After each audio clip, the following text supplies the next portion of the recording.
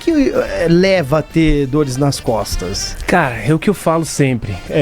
A coluna é um dos órgãos mais perfeitos e mais elaborados. Eu acho que isso só perde pro cérebro, mesmo assim, em termos de complexidade. Mas, como nós somos evolução de animais, né? O nosso corpo ele foi previamente adaptado para andar de 4 patas, depois a gente andou de 2 patas e daí a postura foi melhorando e tal, e isso a gente consegue ver até nas curvaturas fisiológicas da nossa coluna, tá? Tem umas partes que são para trás, umas partes para frente e tal.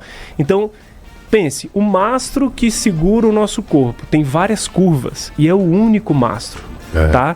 Tem várias articulações, tem discos, tem nervos, tem juntas ali e tal.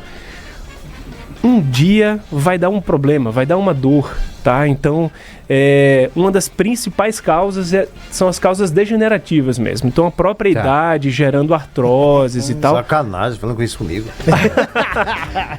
Além disso, cara, a má postura, a falta do exercício físico, o fortalecimento dos músculos que estão do lado ali, o excesso de peso, tudo isso contribui para uma aceleração desse processo degenerativo. O cigarro, por exemplo. Os exercícios físicos mal feitos, cara.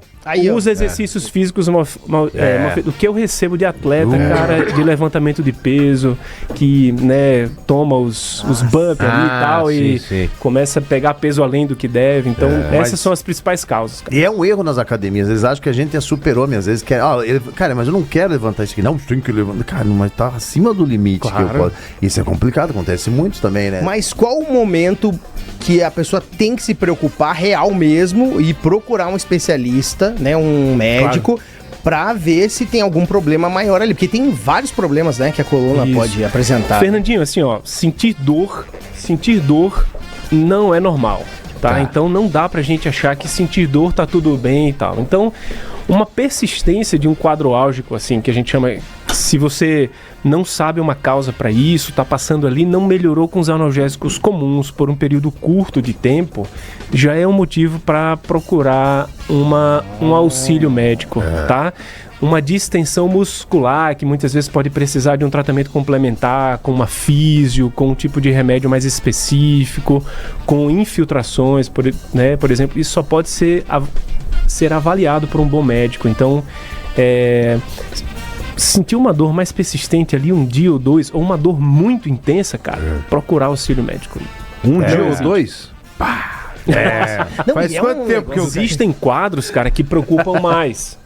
Tá? Então, por exemplo, existem patologias de coluna, como hérnias de disco, por exemplo. Isso aí ou até tumores, isso é um perigo. ou fraturas também, que comprimem estruturas do sistema nervoso. Então, por exemplo, uma queda, que daí começou uma dor muito intensa, que teve irradiação, vamos imaginar assim, para a perna, para o pé, para o braço, tá? Ou pior ainda, começou a ter perda de força no pé, choques, sabe, na mão e tal. Tudo isso são sinais de alarme, cara. De gravidade, inclusive, sabe? Tem pacientes até que, por exemplo, começam a perder a capacidade de controlar o xixi, sabe? Isso são sinais de gravidade. A minha idade. Inclusive, até de possíveis cirurgias de urgência, tá? Então não é coisa simples, cara. Essas coisas assim, persistiu, aconteceu alguma coisa estranha, médico, cara. Porque é uma coisa assim, né? Na rotina do brasileiro. Pergunta. Que assim, ó, eu queria saber se o brasileiro tem costume de fazer ali um check-up. Às vezes, não sei se tem como evitar um problema futuro de uma hérnia de disco. Claro. Mas ele vai no médico pra ver a saúde da coluna ou não? É só quando acontece mesmo, cara, o BO. Ó, o que é importante a gente dizer que o acesso à saúde para o brasileiro é um problema. Tá? Então, o acesso até para coisas mais sérias já é um problema. Imagine para se fazer um check-up, né? Quem procura mais são as pacientes, tá? São as pessoas do sexo feminino. Isso, as mulheres. Os homens vão raramente, assim, sabe? Só quando tá pegando já. Só quando tá pegando, cara. Os caras vão se matando no trabalho, construção civil e tal, e na hora que o bicho tá pegando mesmo, aí às vezes já é tarde, tá? Então vale a pena a gente frisar a importância, cara, da valorização da saúde enquanto é possível prevenir. Não existe remédio melhor do que a prevenção, cara. E com a dor crônica, doutor? Tem alguma... Exato. Então, assim, a dor, ela é uma coisa que é complexa, principalmente do ponto de vista biomolecular, tá?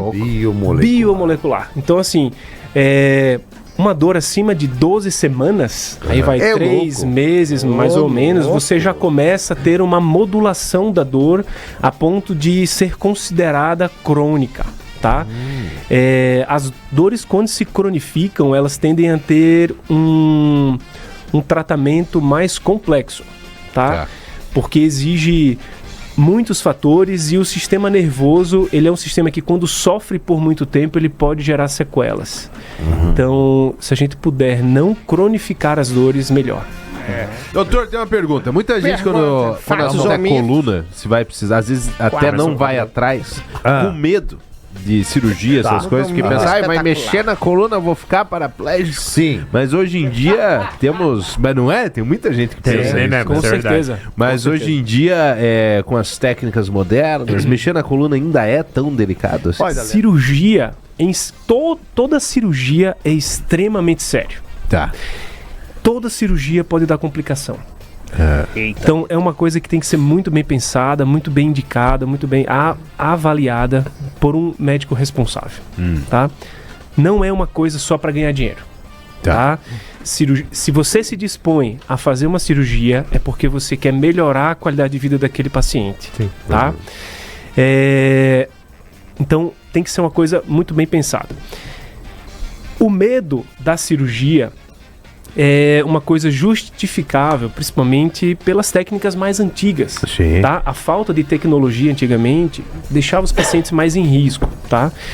Hoje, com a tecnologia que a gente tem de microscopia cirúrgica, a fibra ótica, a endoscopia, tá? Nos permite que a gente consiga fazer cirurgias com incisões até menores que 1 centímetro. Ô, louco! Tá? E com um controle e um campo de visão muito melhor do que as técnicas mais antigas. Tá? Com uma recuperação muito mais rápida, com uma manipulação de tecidos, músculos muito menor, tá? E com uma eficácia muitas vezes muito maior. Tá? No entanto, é importante que a população saiba disso. Tá? Não existe uma técnica melhor que a outra. Todas as técnicas são boas a depender de cada caso. Então, vale a expertise do profissional conseguir dominar essas técnicas e ver qual a melhor técnica para cada caso, tá? Então aquele paciente que chega, mas eu quero fazer a cirurgia por vídeo, mas eu quero fazer a cirurgia endoscópica, quero fazer calma, muitas vezes pode ser necessário fazer a cirurgia aberta mesmo, colocar parafuso, colocar pino para tirar um tumor, por exemplo, coisas assim, tá? Mas a chance de complicação hoje realmente é muito menor do que antigamente. E, doutor, que bom. A gente tá vivendo na era da inteligência artificial, né? Robótica e tudo mais. Nessa área já tem muito auxílio já de inteligência artificial? Cara, é incrível. É incrível. A começar pelos exames, né? Hoje, os exames de imagem, eles já são mais rápidos. Por exemplo, antes você fazer uma ressonância de coluna demorava 40 minutos, 50 minutos, 1 hora. Hoje em 15 minutos você faz uma ressonância de coluna com a inteligência artificial, acelera o processo, tá? Além disso, consegue avaliar pequenos pontos do exame de ressonância que muitas vezes o olho humano demoraria para ver, tá? Além disso, no próprio ato cirúrgico, existem equipamentos que já usam inteligência artificial, como a neuronavegação, por exemplo. Hoje, para a gente localizar um tumor cerebral de uma forma menos agressiva, sabe? Você gerar menos dano ao cérebro, consegue fazer uma incisão menor, porque você já cai em cima da lesão, tá? E ao invés de você fazer aquela incisão grande, tirar bastante osso e tal, hoje você faz um negócio pequenininho ali, tira uma cirurgia mais rápida, o paciente se recupera mais.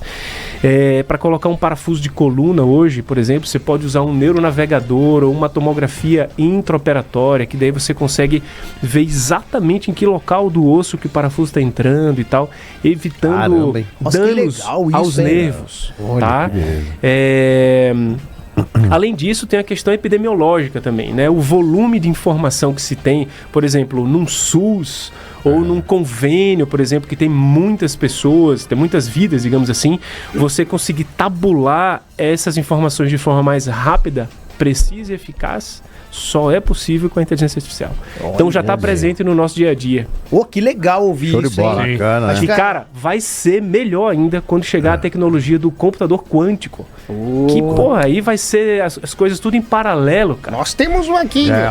E se você fizer seus exames de rotina, tá? Fizer as precauções e tudo mais, terá vida para viver esse processo tecnológico. Eu espero, hein? Olha.